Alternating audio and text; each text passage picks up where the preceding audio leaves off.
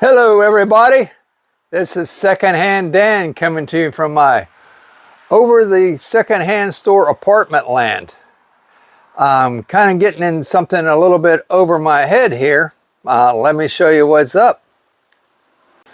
Well, let me show you the view here from this apartment window. Nice big spacious window there. And I've got one almost about the same size on this side. This is what would be a second apartment. I own my building and we live in, right now we're kind of sort of living in both apartments because neither one is fully completed. But what I'm getting into today is I have this overhead well, it's not drop ceiling, it's ceiling tile. Originally these ceiling tiles are stapled in place on your furring strips. There's a plaster ceiling and then furring strips, and then these, I guess they're acoustical tiles. And see how they have those little holes in it? They're textured. It's supposed to be sound absorbing. I think it's just a way to help promoting by calling them acoustical. I mean, I'm sure they do absorb more sound than a solid finish like plaster would. But anyway, through the years, the roof leaked. And it leaked pretty good here.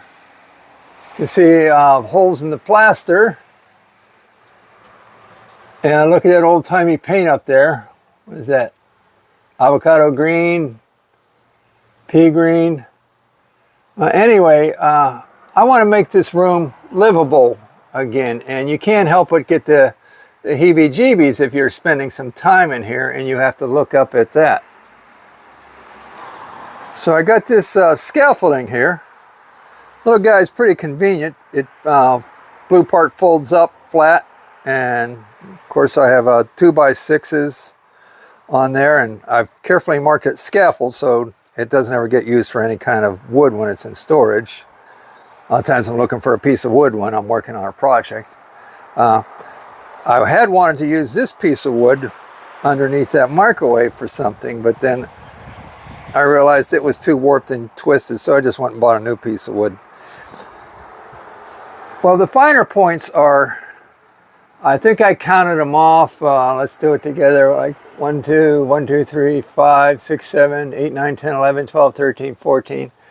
I might just have enough tile to go up in there.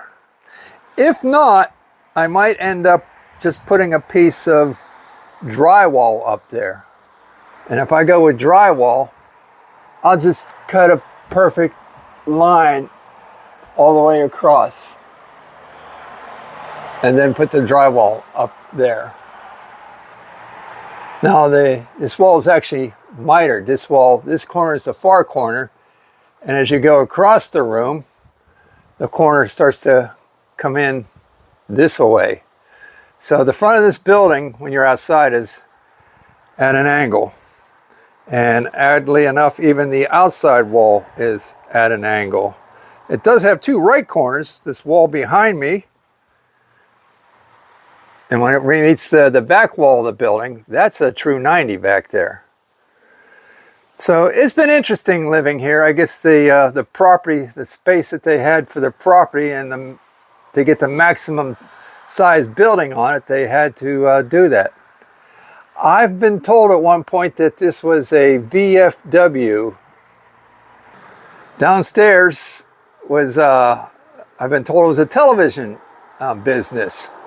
Probably back in the late 50s to the mid 60s, back when TVs, you'd take them in and get them repaired. Now you just take them in and throw them away. But when I took over this building, the last business in the downstairs was a appliance business, used appliances. So I bought the building off that person.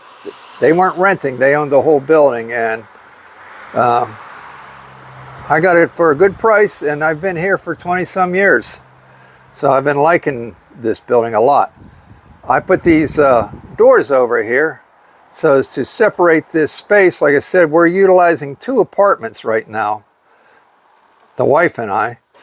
So we have to come over here for our kitchen, and we got a spare bedroom and an office.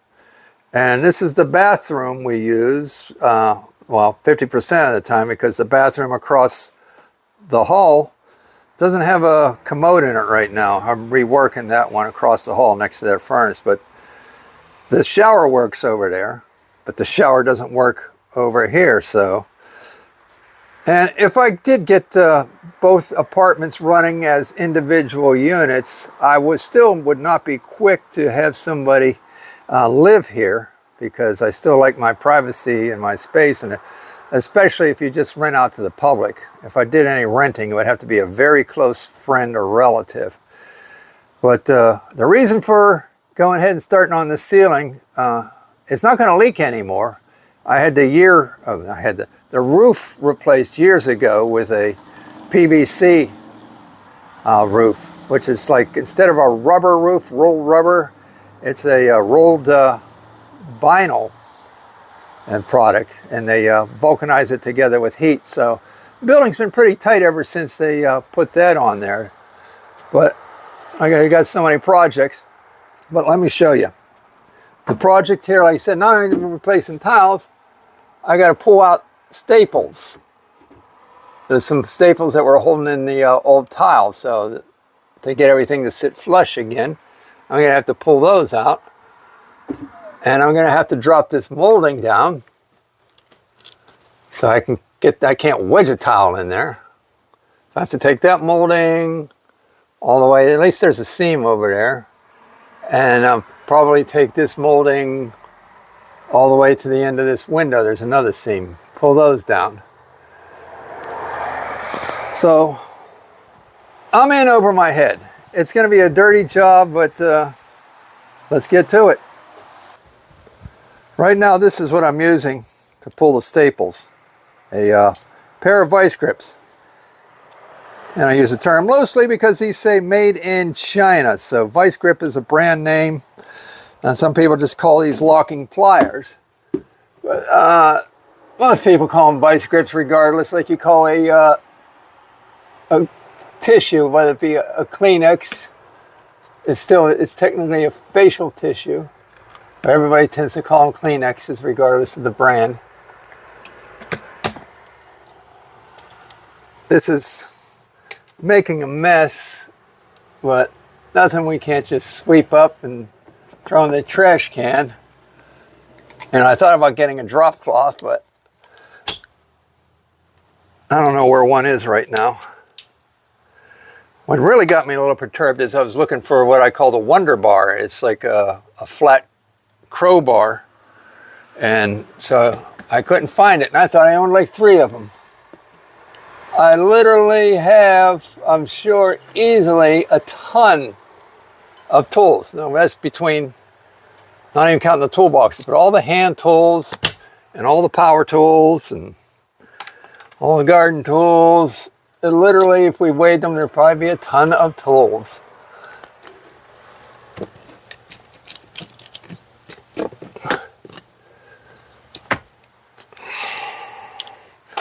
I've actually had bats in here until I got the new roof on, because they'd get behind the old roof and somehow work their way down inside to the building here. So it's happened at least twice.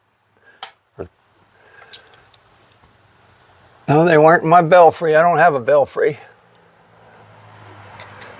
This is a flat roof up above me. And if I had to do it all over again, when I went and had the people put the roof on, I think I would have gone with a thicker styrofoam board. You know, they pull the rubber roof off and they pull whatever soft matting, fibrous board that was laid on top of the wood. They pull all that up, and then they put down styrofoam, 4x8 sheets. And I had the option, I guess, of going with a 1.5, 2 inch, or 3 inch. I should have gone, especially on the other side, because the other side is only 1 story. And I can actually look out the back window here and be looking out on the rear roof. And my shop is under there. So if I'd gone with thicker, it'd been a little bit more easier to heat and cool. So there's a regret there. But too late now.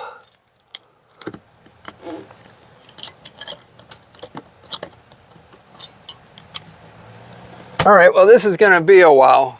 It'd be easier plucking my eyebrows than plucking these staples out, so I'll get back to you. Oh, let me use my remote shut-off.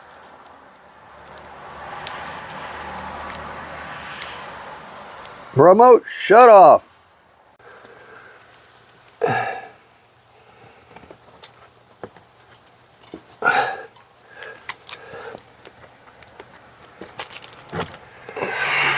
I got a garbage can here on the floor I'm dropping staples into.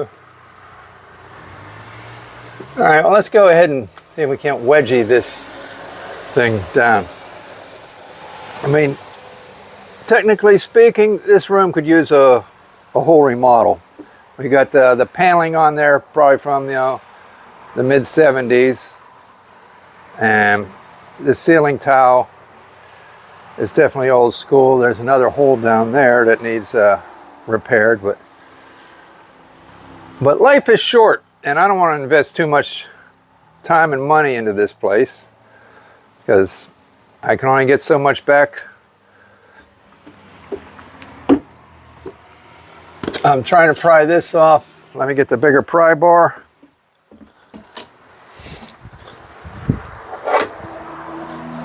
Behind here is concrete block. Well, of course, I think they're furring strips holding the paneling on. And this paneling, when I look down at it, it's starting to get wavy like a lasagna noodle. Well, it's not as bad as the paneling in the other room, the one wall. That's really wavy. Wavy gravy. All right.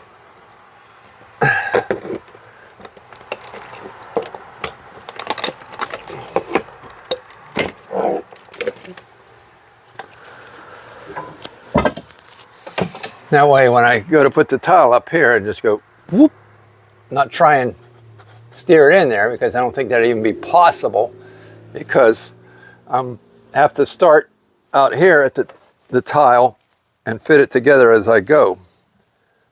Some of this tile, I better do a count because I'm still going to have to pull off. Some of this tile is too warped to leave up there because it won't take, it won't sit flush on the studs, and if you try and staple it, you're just going to tear into it. But like I say, we're taking it steps at a time. Right now we're in the 50-50. 50% probability I'll be able to put tile up here versus the other 50% is going to end up with drywall. And I thought too, if I put the drywall up there, I might just go ahead and put a straight edge up there and score some lines to match the tile. It'll still be obvious that it's not matching acoustical tile, but it'll still look better than just all of a sudden a smooth transition.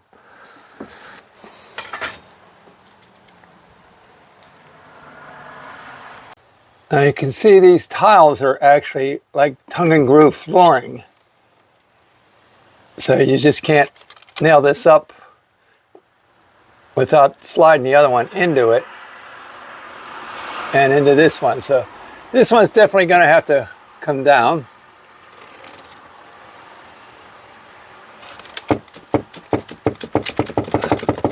See, I pulled the strip enough to work with it. That would be a good starting point right here to start working forward. This one is a bit warped this way. I probably should pull that one down. It's questionable as to how much tile I actually have versus what I actually need.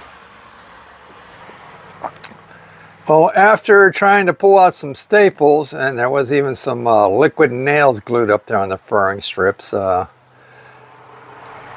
surveying the situation, I've decided to forego the tiles and just go with a sheet of drywall. So, if I had nothing better to do with my time and money, I'd say pull down the whole entire ceiling and go with drywall. But like I said, I've got enough projects and I got other places I want to spend my money. And there's the time. I mean, it's too bad because this section looks really nice. So it's probably like 70% nice, but I've decided let's put some drywall up in here. If we measure a tile, the thickness, that comes out to about ½ an inch. Say point, get you a little more light. 5, that would be ½ an inch right there.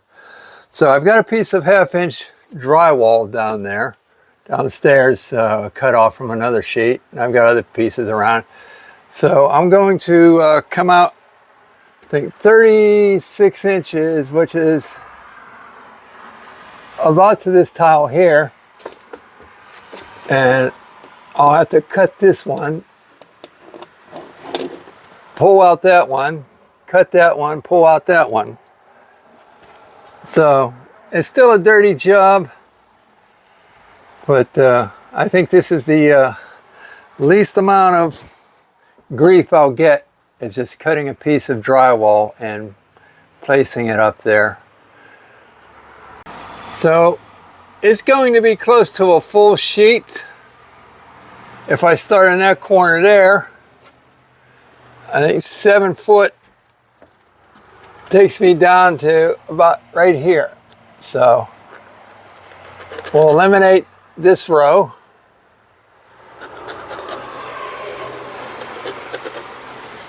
And we determined we're going to stop on one of these seams here. I think was it this seam or this seam? Let me double check. All right, I've determined it's 42 inches off the wall. So, which takes me over to here. I could go 48 inches and use the whole sheet, but then I would have the factory recessed edge on it, and I'd rather cut it and have a nice edge that matches the same height. I'm thinking that's what I want to do.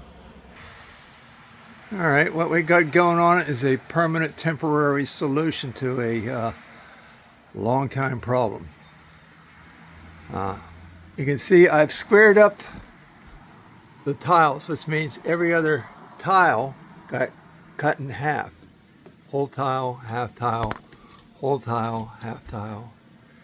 And I have to go back up there with the knife, and some of the whole tiles still have this tongue and groove on it, so I'll have to cut that off because the drywall will have to butt solidly against this tile.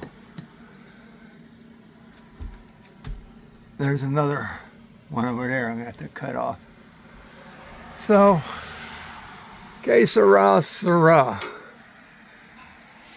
I don't know of a better solution than, like I said, to literally tear down all the tile and put up drywall. And I don't need that project in my life, and I don't want to pay somebody $5 grand to do it.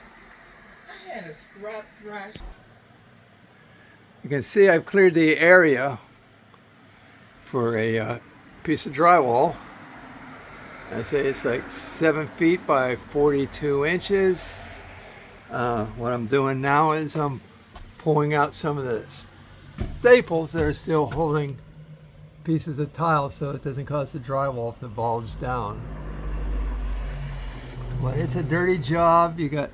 This is all loose, falling in your face, down your back.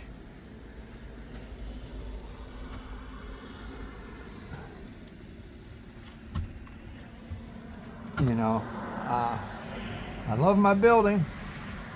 Sometimes the maintenance is a doozy. All right, well, let me get back to plucking staples. Well, basically, largely, this is the final result of my endeavor. I got a piece of 1/2-inch drywall up there. It needs a few more screws, but you know, that's the easy part, throwing in a couple more screws. But you can see how it's flush with the tile, and it covered that nasty looking creepy hole in the ceiling. You know, the hole almost looked like you would expect something to crawl down there and get you in the middle of the night. So that's done. Now I got to turn my attention to this one. It's a lot smaller, but probably almost just as troublesome. A lot of warped tiles. So I might go with the tiles here on this one. The plaster's hanging down there, so I'll have to knock that down because I can't push it back up with ceiling tile. So that's for another day. All right, well, thanks for watching my video. Go ahead and give a like and a subscribe and a comment. Goodbye, everybody.